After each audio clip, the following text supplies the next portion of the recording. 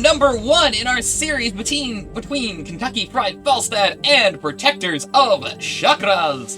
Kentucky Fried Falstad did win the coin flip, leaving Protectors of Shakuras with the map pick. They banned out Braxis Holdout in addition to Infernal Shrines. Kentucky Fried Falstad banned out Battlefield of Eternity as well as Tomb of the Spider Queen. So Protector of Shakuras takes us to Towers of Doom. Very solid game number 1. I think this is the second game in a row that we have had game number 1 be on Towers of Doom. So, and it was really solid last time. So it'll be interesting to see if it is just as interesting this time around. Hanzo is banned out. Interesting first ban. He's not usually a first ban. He is solid on the map, to be fair. Johanna gets banned out here. Makes sense. She's pretty solid in almost any situation. Not sure what other bans we see. I'm guessing healer. So Stukov is the ban out. Again, very solid on this map, and just solid in general. Stukov can do some serious nonsense down here in Div C. Muradin is a ban that you don't see every day. That's an interesting ban. So I guess they just don't want either of the two really immortal tanks in this game, which makes sense. They are a bit annoying to deal with. As for our first pick, tank maybe? Dehaka! Dehaka is our first pick for the evening. This isn't his strongest map. He takes a little while before you can start double soaking, but the global is really nice. Global is just really nice on almost any map, and this map is definitely large enough that you can take advantage of it. So it'll be interesting to see. They might go double soak Dehaka and just hope that he can keep up. Leoric is the opposing offlane. We see the offlanes picked right away. Anduin as well, getting secured there.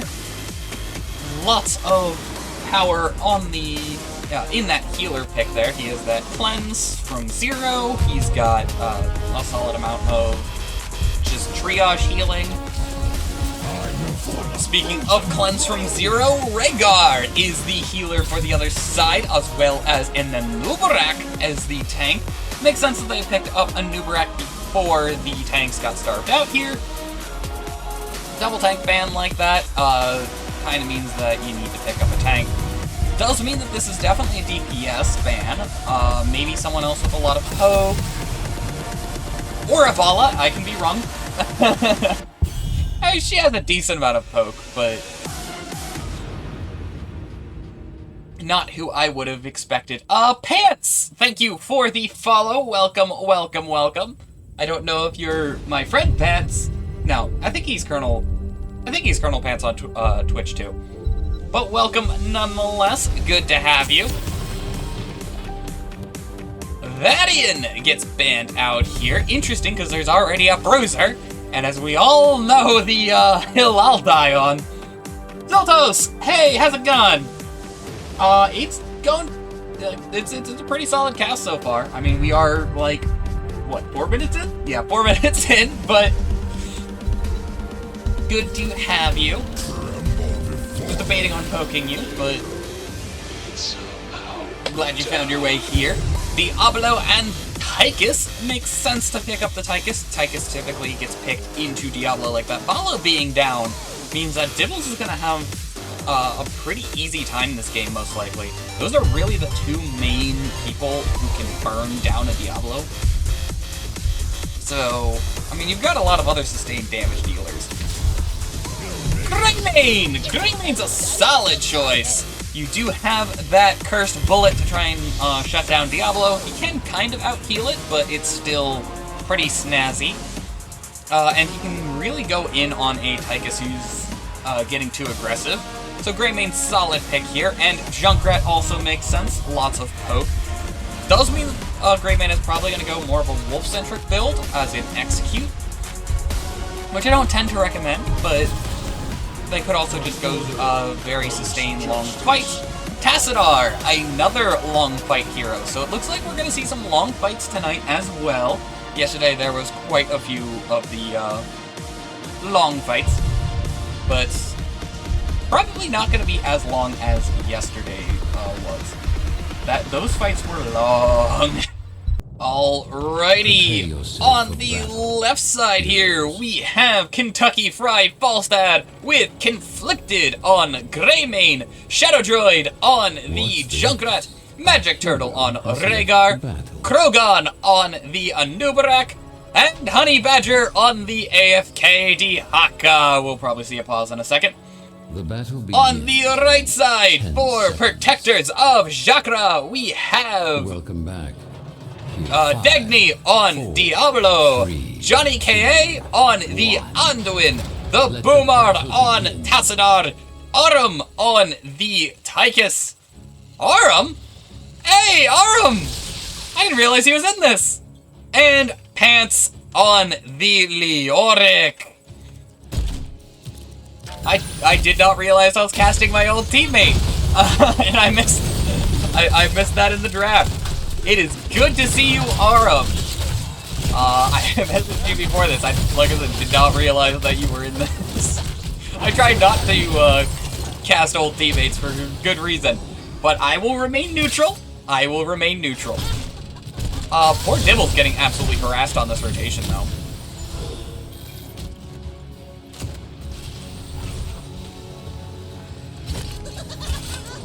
Nothing too atypical for the talent pickups here. Looks like Wave Clear kind of favors Kentucky Fried Falstad. Probably not by much, but it does seem like they're favored a little bit on the Wave Clear.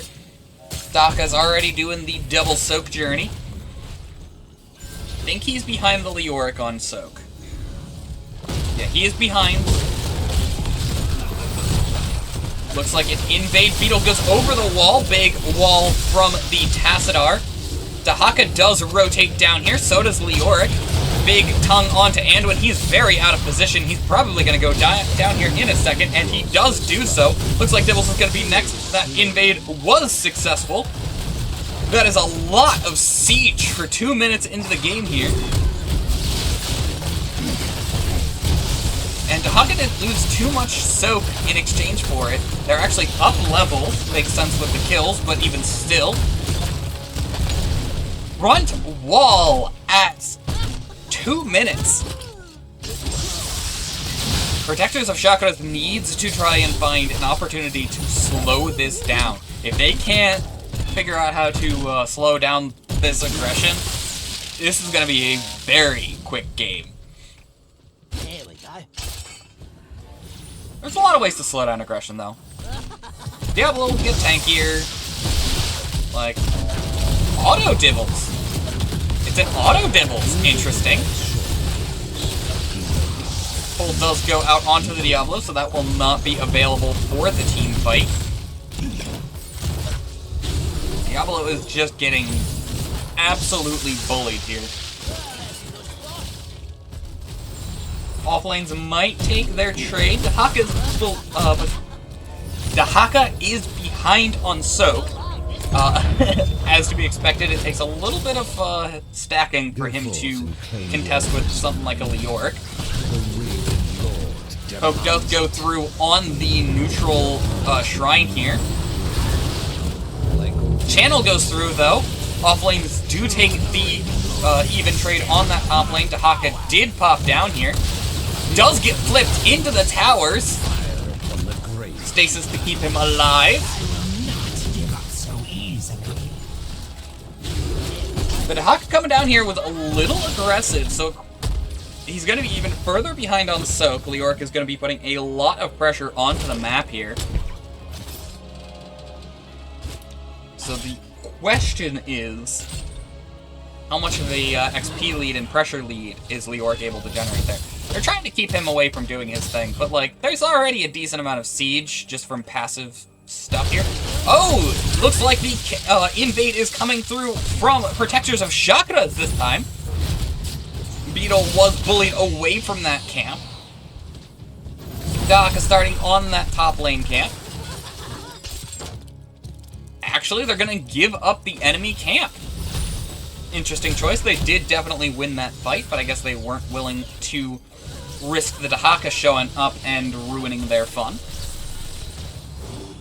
Both sides pick up their siege camps here. Diablo going in, losing half of his health there. Bull does go through right before the objective again. That's a pretty unfortunate eventuality, because that's not going to be around to save anyone right now. Leoric was slowed down on his soak, so Dahaka can show up first. He can use his global, too. Double neutral shrines here. Junkrat burning quite a bit. Do not disappoint me. Looks like Dahaka's going to get the channel on that mid-objective. He does.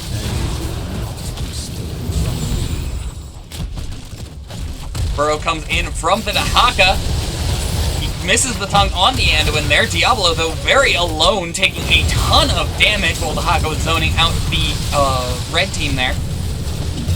He does stay alive, but that is a double cap for Kentucky Fried Falstad.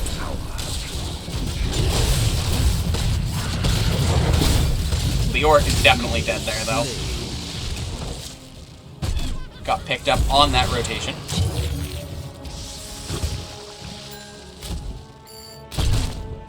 I do feel like Protectors of Chakra have the better 10s, and I have seen teams come back from far worse situations on this map. So they definitely still have a scary amount of chance here. Engage onto the Tassadar, a little gutsy. Beetle does not have any HP, was taking a lot of tower shots there. Aram also taking a fair amount of damage. No one ends up going down here. 10 advantages in play for Kentucky Fried Falstad, but there's not really anything they can go for, especially since Andubarak does have to Hearth right now. Soulstone, not complete. That's the passive quest. The amount of crowd control ultimates that exist for Shakuras here, that gives them a lot of opportunities to either reset a fight if they don't like it, or turn it into their advantage. There's a lot of ways that they can cause some serious problems to Kentucky Fried Falstad, and the question at the end of the day is, can they do it? And right now they have serious numbers on this camp invade. First bullet does go out onto the Dibbles. Daka does pop down here. Entomb goes out. Light Bomb goes out. Not finding anyone. Big Tire goes out. Ancestral to keep the Beetle alive. Unfortunately, the ultimates were a little spread out. There wasn't any follow-up CC, and that is a 4-for-0 almost team wipe in favor of Kentucky Fried Falstad. That is a very favorable fight for him. They are going to pick up these objectives as well as the bot camp there. We're likely going to see this tower go down pretty soon, honestly. Leoric doing a very good job at keeping this camp from hitting the tower, though. He's very alone, though. Lots of damage onto Junkrat. Big wall to keep him away from his friends. He does heal up just fine, though. Leoric is looking for an opportunity to entomb, but does not find it. Camps get cleared up for free. Leoric does get harassed in that rotation, though. Big entomb onto the Junkrat. He's very alone. Diablo flipped to kind of free him a little bit. He Junkrat does go down. Diablo and the Leoric are very low here. Honey Badger, though, going in. Black Hole to reset the fight. And with doing the best he can, APOC does go out. Cassadar gets the pull. Healed up just fine, and no one else goes down. That is a Junkrat for nothing trade in favor of Protectors of Chakra. It is a one shrine next. Junkrat will be up for it, barely. 13 advantages still in play for Kentucky Fried Falstad. But again, not much they can do with it, because they will probably lose that advantage pretty soon.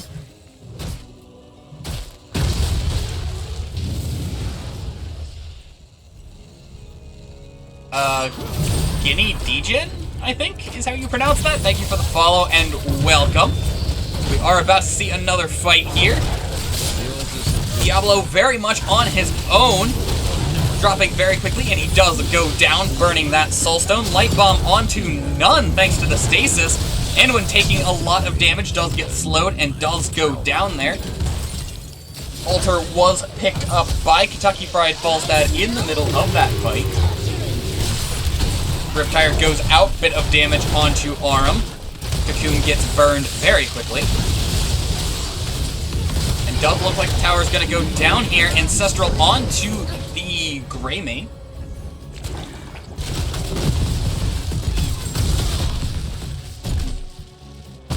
Kentucky Fried Falstad absolutely taking their early game aggression and lead and rolling with it. Junkrat, though, going down very quickly. Entomb not dropped in time for Diablo to find another pick there, though. The Bush Gang from Shakuras definitely has a lot of opportunity, or does give them a lot of opportunities for some serious aggression in the counterplay here. This camp will take out the tower, it looks like. Red team has destroyed the fort.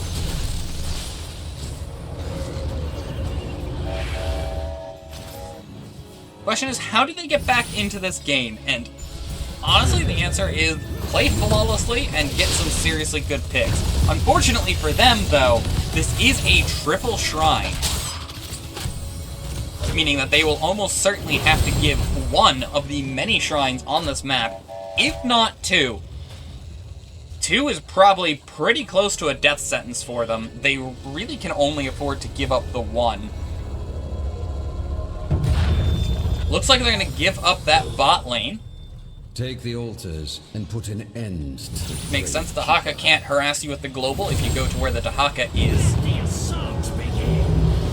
Double altar picked up for Shakuras. And they do go for the boss play here while bot is getting picked up. Dahaka sees it though. I don't think he can do anything about it though, and he agrees. Another tower.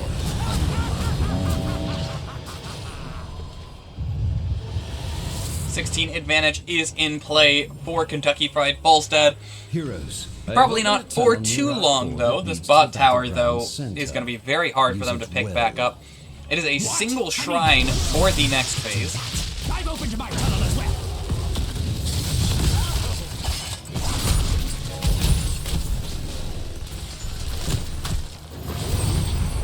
They're trying to get the tower. I don't think they can, though.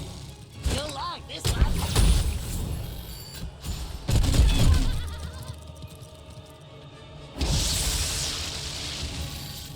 They're gonna keep poking at it. Dassadar does have range for days. Looks like the Orc is coming in. They're gonna try and force the 5v4 fight, but it is gonna be under towers. And they don't have summons. Dahaka does use his global to engage here. APOC going out. Dahaka losing all that armor to the tower. Light Bomb goes out, but is unfortunately not able to find anyone. That is 2. That is 3 down on the side of Protectors of Chakras. That's a lot of damage on the remaining ones. Conflicted going in on the Divils, eating half his health bar to the wall, whatever you want to call it, cannons. Claim the altars in my name. Again, another dive onto someone, and this time they managed to make him pay for it. That is always a really aggressive move to dive over that barrier. And a lot of people can get away with it, but... Oh, that's unfortunate. But it is a very rare case. Pant's doing everything he can here to keep that camp from going into the core. That's 1, 2, and 3. Securing game number 1 for Kentucky Fried Falstad.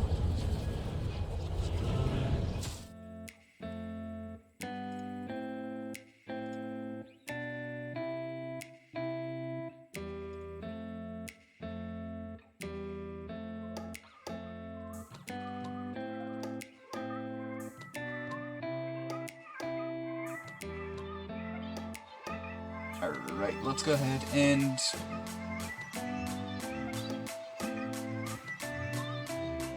There we go, so let's pop that prediction.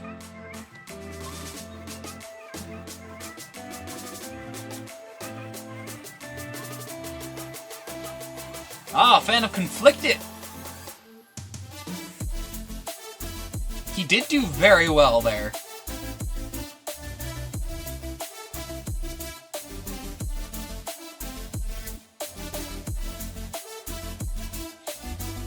Solid game number 1. It's hard to deal with the just mental damage of that much aggression that early and it working. So it's just one of those things, like, yeah, it's just hard. I've seen teams have a harder time with less, so. A lot of cats this week? Yeah!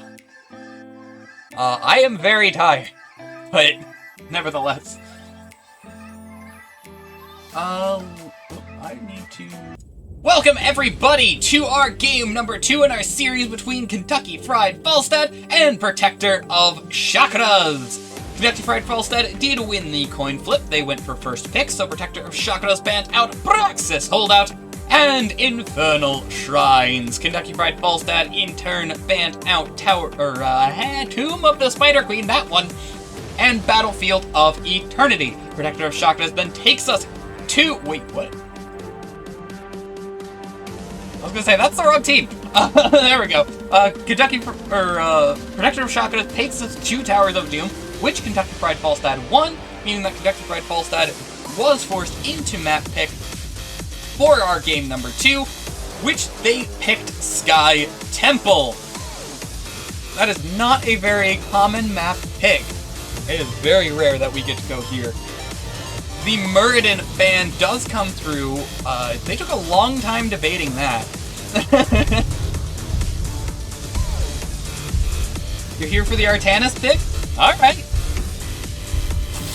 You were here yesterday for the Imperius pick, I believe. So, and you were right, if that was you. So, I mean, I'm not gonna judge you for the Artanis pick vote there. Do need to set up the prediction while we're on to the draft here.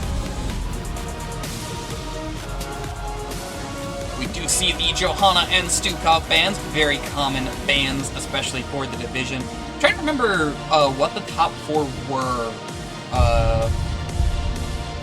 when crap, I forget how to pronounce his name. But when he told us the stats, I know it was Johanna, Junkrat, Stukov, Brightwing, I think. But yeah.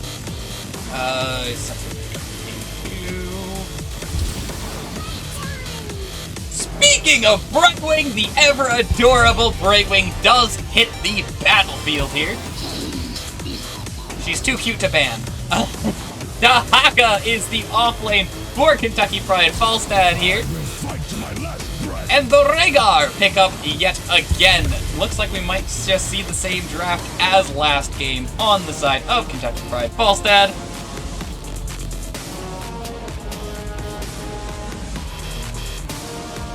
And I'm not sure...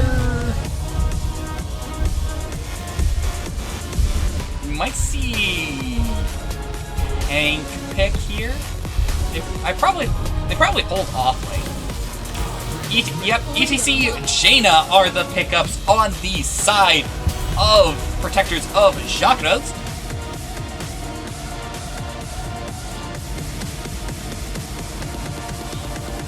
There we go. That's the funniest joke I can come up with for a prediction. I'm sitting here trying to figure out a good joke for the prediction. Because Vane's too lazy to be here. Sorry, I don't usually make fun of him when he's not here, but I decided I will today.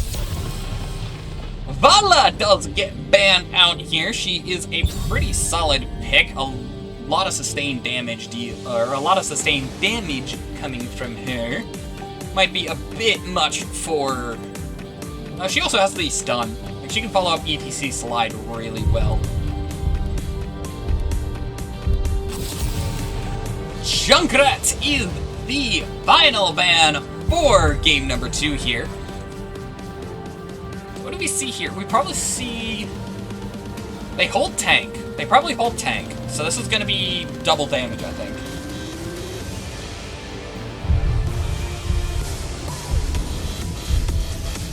Could be offlane ETC for the counter global, but I doubt it. Oh, they don't hold tank here. They pop the Anubarak and the Orphea. What can you say, you like offlaners? That's fair. Offlane is fun.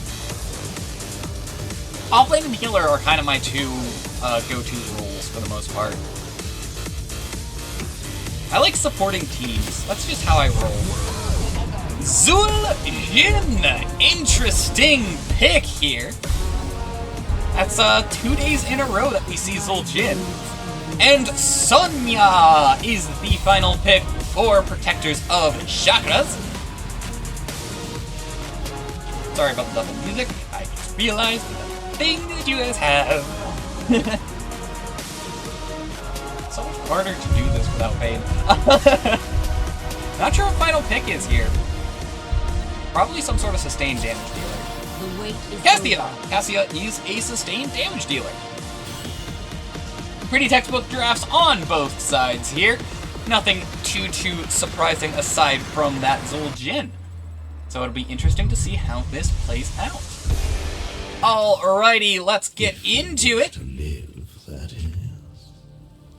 On the left side for Kentucky Fried Falstad, we have Cheese, apparently. Krogon on the Beetle Magic Turtle on Rhaegar. Shadow Droid on the Orphea. Conflicted on Cassia. And Honey Badger on the Haka.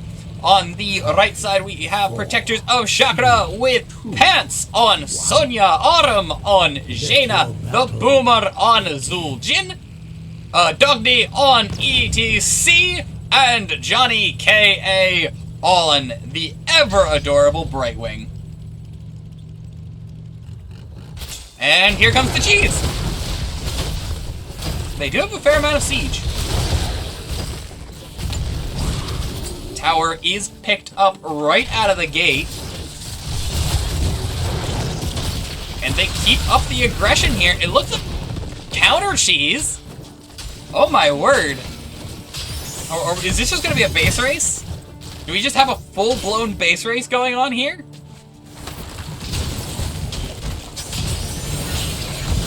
Both sides have a fair amount of siege. I think we just have a full-blown base race. General MMR of these players, I don't remember what the MMR is for the different divisions. I think CEast is, or C is gold, but like the rank is not the main thing used to predict, or used to place teams. It's really not. I had one of the council on a team with me at one point, and he kind of explained how they go about it, and rank is like the last thing they look at unless you're a brand new player. A lot of it is previous performance. Does not look like the base race is going to continue, though. Both sides are picking up a lot of camps here.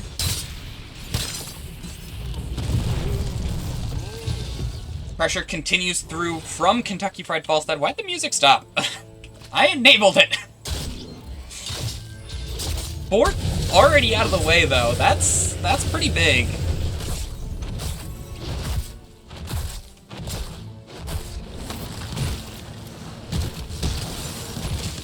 Bot lane pressure does continue to grow. Orphea gets picked up in the top lane there.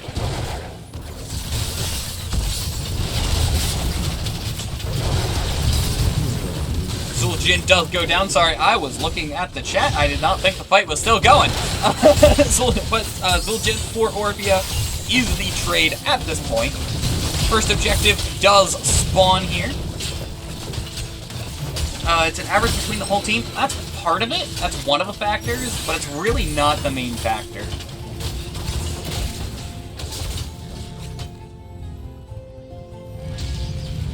Like, I'm trying to remember exactly what all it is, but it does kind of come down to previous performance. Bit of aggression coming through from the side of Protectors of Shakura here. Orphea taking a lot of damage. Polymorph does secure that kill there. And the aggression continues in the top lane here. Does not look like any of them are going to back up and take this objective, not until the structure is grabbed. Potentially too aggressive a play, but we will have to see. ETC is very low mana. Does get healed up by the Brightwing there. Daka does global into the top lane, does not have a heck of a lot of health, and does go down there. A little too aggressive, potentially. It is 4v4, ETC still completely there. Mid does start getting picked up by the Sonya. Looks like they are going to give up that mid, picking up top instead. They are going to secure that top fort, equalizing the map pressure. And they do have a lot of damage on the mid structure here. Both sides do, actually. So both sides might... Oh, Sonya taking a ton of damage there. I do think she's going to go down. But Brightwing disagrees. And does successfully global in, saving the Sonya. Top does get stopped channeling. ETC wanting to secure this mid objective. A very aggressive play that may not pay off for them here. There's still half an objective about on that top lane.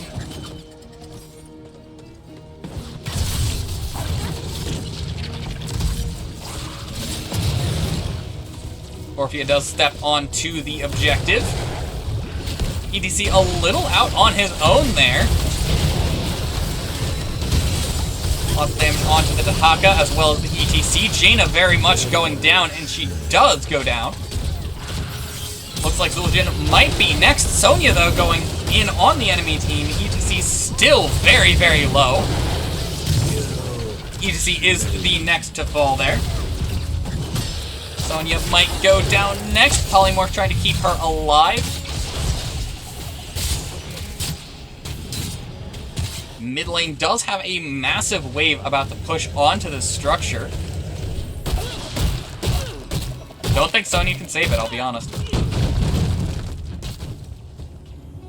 And I was wrong. I'm okay being wrong. Top lane does finish up there. Not a whole lot to look at, so I'm just gonna kind of chill out the off lane right now. Both sides are picking up their bruiser camps. As well as the Haka picking up the siege camp in that bot lane. Ultimates do come through. We do see Tazdingo picked up for Zul'jin.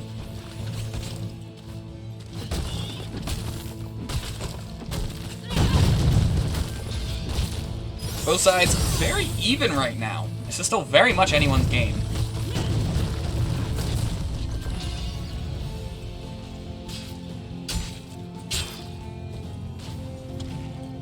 I'm not sure where to look or what to talk about right now. Oh, never mind. There's a lot going on in the top lane. Looks like we might see some more siege coming through from Kentucky Fried Falstad as they keep up their aggression. Cassio ult not finding anyone there. Zul'jin working hard to keep stacking up.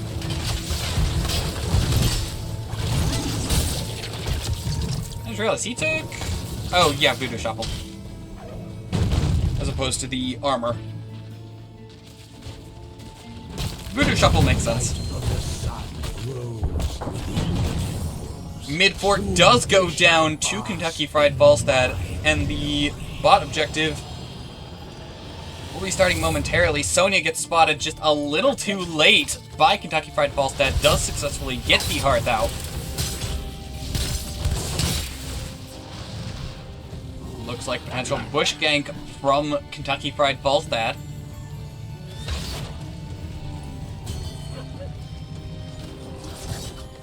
Both sides playing pretty carefully right now. Sonya, however, not playing carefully. Stun onto the... Oh, Mosh Pit does go out. Unfortunately, it was in the middle of the ETC, or in the middle of the burrow. Daka does come down to the fight here. It is 5v5, looking for the tongue on somebody here. He's very much on his own. Cassia ult onto Zul'jin, crushing jaws, overlapping with the cocoon, unfortunately. Leap goes through onto the Cassia as well as Ancestral. Zul'jin did go down. ETC might be next. No, it's Jaina who's next to fall.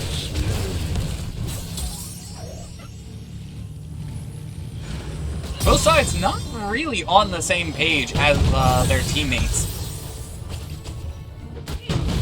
There's a lot of desynced ultimates and stuff.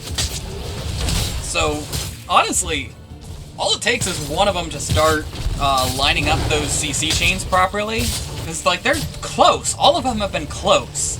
They're just a little off. So if they can start nailing those CC chains, that might decide this game. Otherwise, it's just going to be Kentucky Fried Falstad winning through the sheer insane aggression that they showed in Game 1.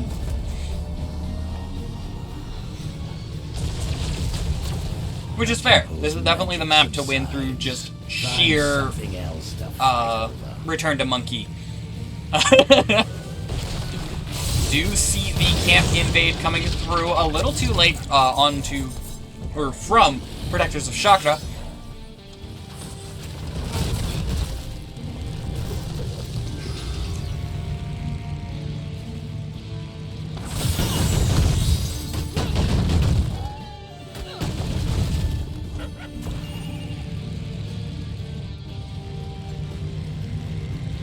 Does look like Protectors of Chakra are going to go ahead and pick up their bruiser camp here. As well as Kentucky Fried Falstad will be pushing in that bot lane there. Finding Chessie! Welcome to the community. I remember seeing you, I believe, from the raid the other day. I'm glad to have you here. I'm glad that you have enjoyed both times you have arrived here.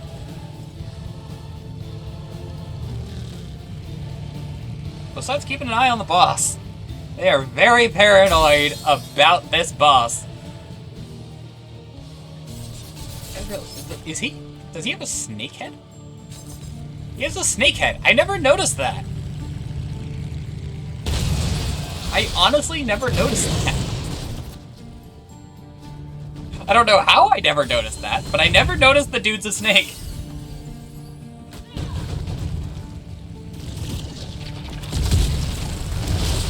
Engage onto the Sonya here. ETC trying to save her, but does get cocooned. Leap to get him out.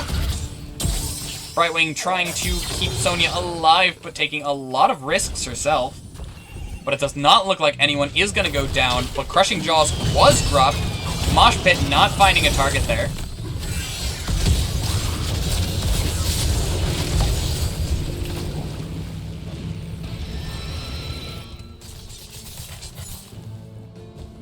I'm starting to see some signs of them just kind of giving up, which is not good. Like, they're still in this game.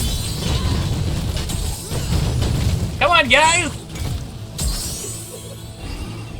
Get your morale back. Morale's important. They do make a play onto the Dahaki here. Good route. Daka does go down. Does look like Kentucky Fried Falstad are going to go ahead and pick up the boss and potentially ignore the bot objective here. Now Orpheus gonna get it. Meanwhile, Anubarak pressuring that lane. Brightwing is gonna stay top, probably to finish up that objective, and then global down for the fight if I had to take a guess. The Snake Scarab is pushing onto the keep here, which is gonna die anyway. So this does have to be answered, because this can solo a core.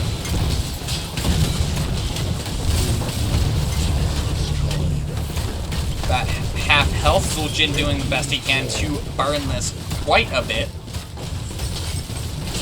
And it does go down, dealing no damage to the core.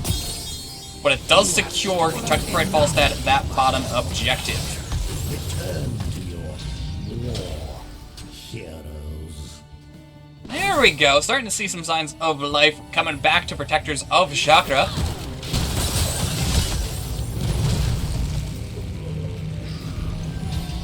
You guys are still in this. Oh, Sonya is getting picked up in that top lane.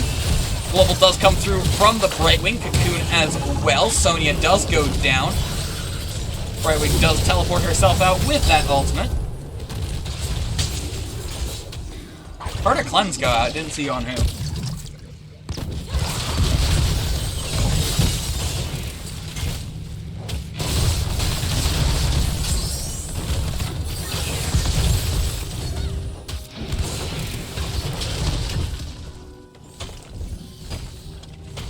Looks like Kentucky Fried Falstad are going to back off and kind of wait for either the objective, 20s, or both.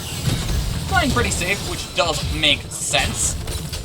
You don't really want to fight only up levels. You kind of want to fight talent tiers, and that's it.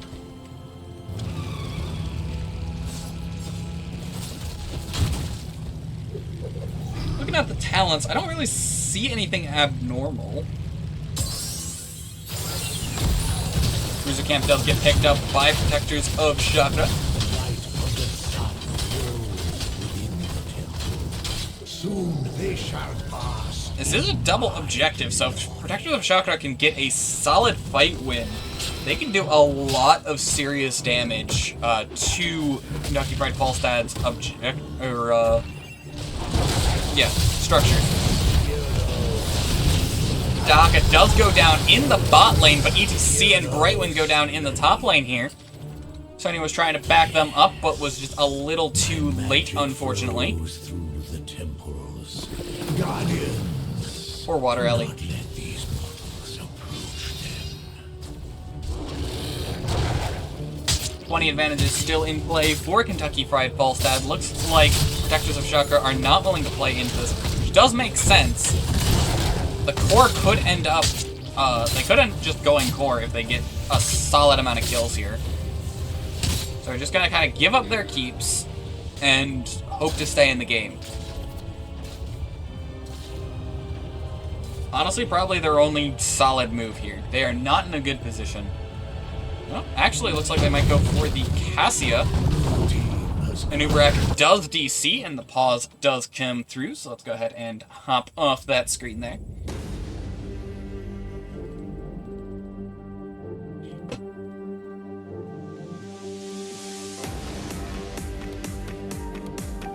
Yeah, no, I don't think it's going to do too much core damage there. There's only a few shots left.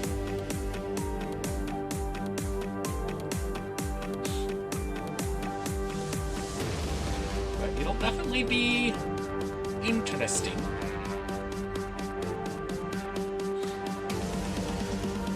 I still think they can come back. Like, they gotta take some risks in order to come back, but...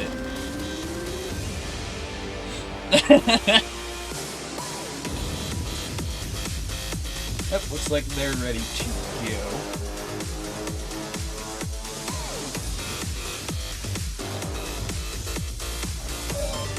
There we go.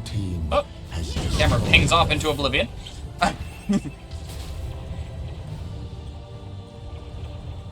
The magic of the temples. Yeah, that was more core damage than I thought, honestly. Not a ton, but it was definitely more than I thought. Both sides do have 20s.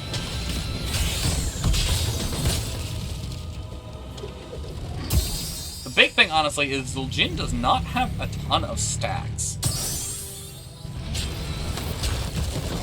And he's got to try and stack up a decent amount to get back in this, and that's a bit of an ask. Invis, though. This Invis can do a lot of damage, just on its own.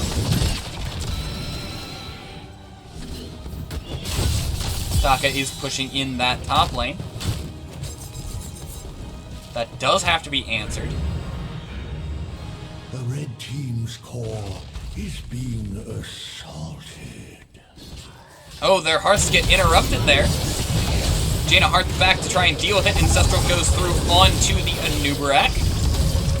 Jaws did not find a target there. Looks like they're okay with just Jaina taking the core defense here. Leap goes through, as does a big mosh pit here. Taka goes down first. Beetle might be next. Cocoon does break. Beetle does go down. Orphea definitely goes down. Sonya goes back to deal with the siege camp, and then the boss call does happen here.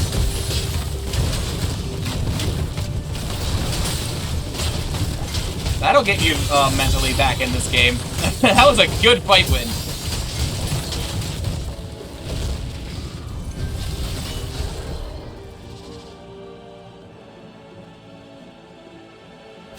Sonya doing a good job defending that core. They've got a long time with these death timers to just push a lot of pressure onto the map here.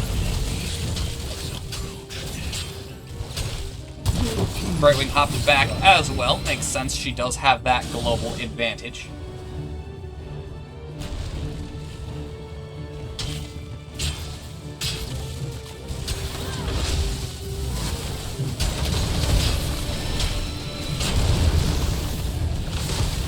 Boss does continue pushing onto this keep. I'm pretty sure it's guaranteed.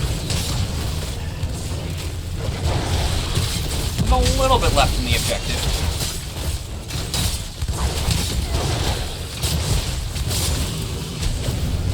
Yep, keep does go down in favor of Protectors of Chakra. Zul'jin very, very low, though. That boss also alleviated a decent amount of pressure from that bot lane. The fact that both sides of that lane now have catapults continuously will add up to a neutral pressure, which is very good for Protectors of Chakra. That is one less lane for them to worry about constantly. Naka almost gets found out there.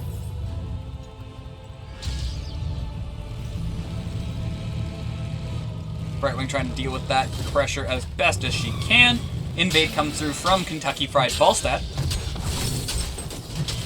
As well as the fact that they are killing that catapult in that bot lane. So that's a lot of pressure in the bot lane that does have to be answered. Probably, let's call it 40 to 50 seconds from now. But here come Protectors of Chakra trying to do some siege here. Zaka will try and answer it to the best of his ability.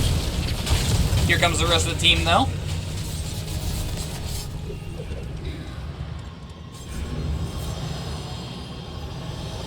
Bit of an aggressive hearth, honestly. But they do get the hearts through. And bot lane is getting answered. Is a double objective. Protectors of Chakra have to fight and win. There's going to be a lot of core damage if they give up either of these. They can give up a little bit of one. The shield will eat a decent amount. Leap goes through onto the Dahaka. EDC stun and mosh pit. That is double ult for the Dahaka. He is down though.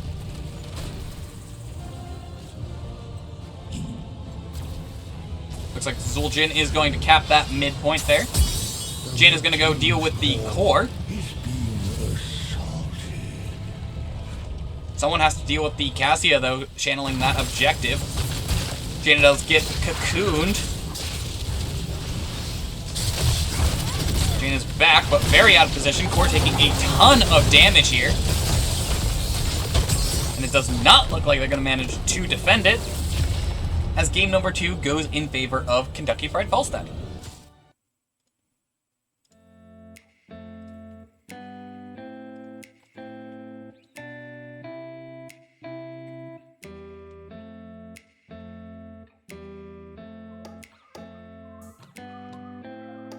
That was a solid team fight win. That almost pulled that pulled it back to being competitive right there. Just was not enough.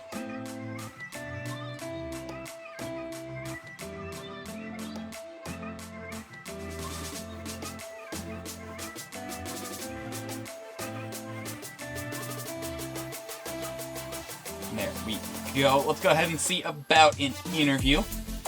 Not gonna take too long to do the interview. I'm quite tired. Pretty good. How's it going for you guys? Good. We're feeling good. That was a fun end to that second game. Oh, for sure. Yeah, no, I mean, they almost pulled it back. That's a hard map to pull back from anything, honestly. Yeah. Like, there's just so many different ways to pressure the core once you take out the keeps.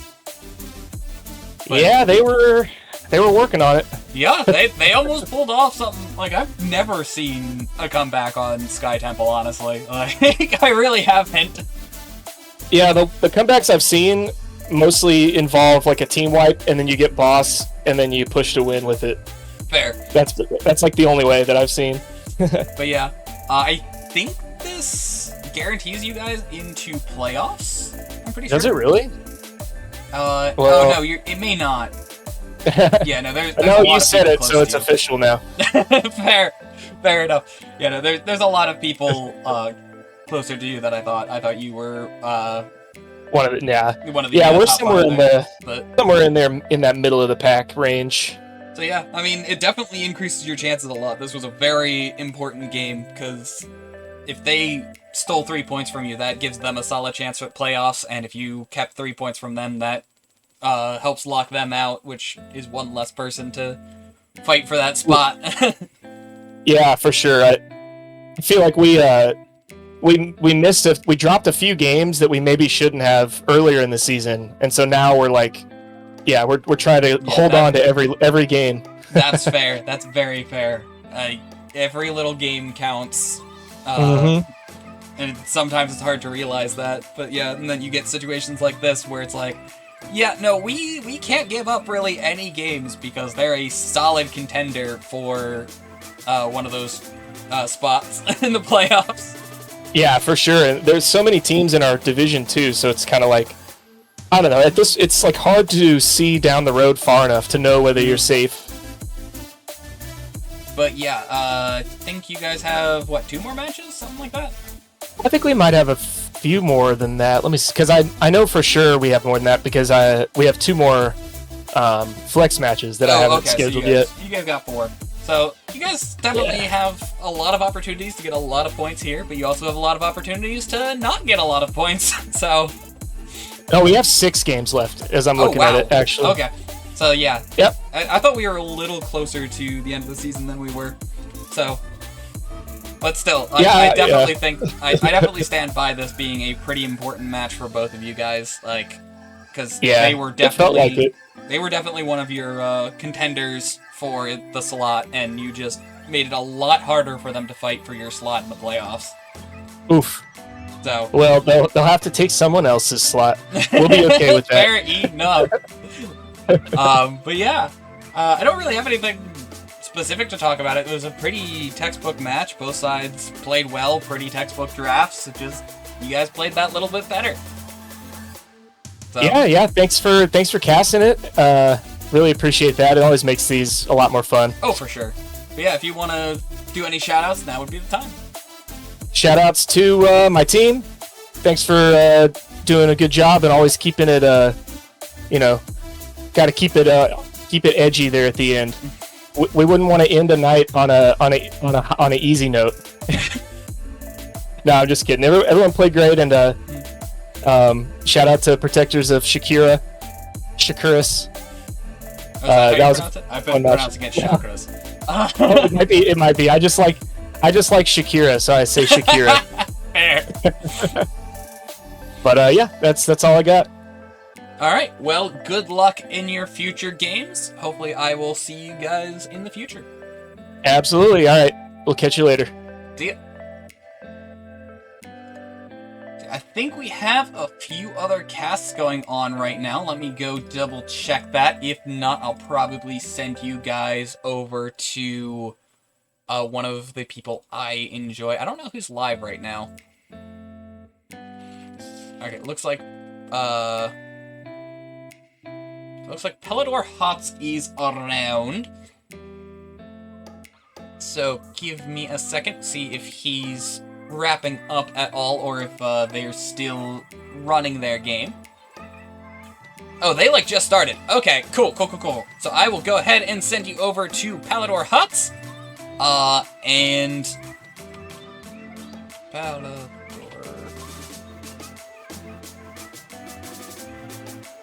I misspelled it.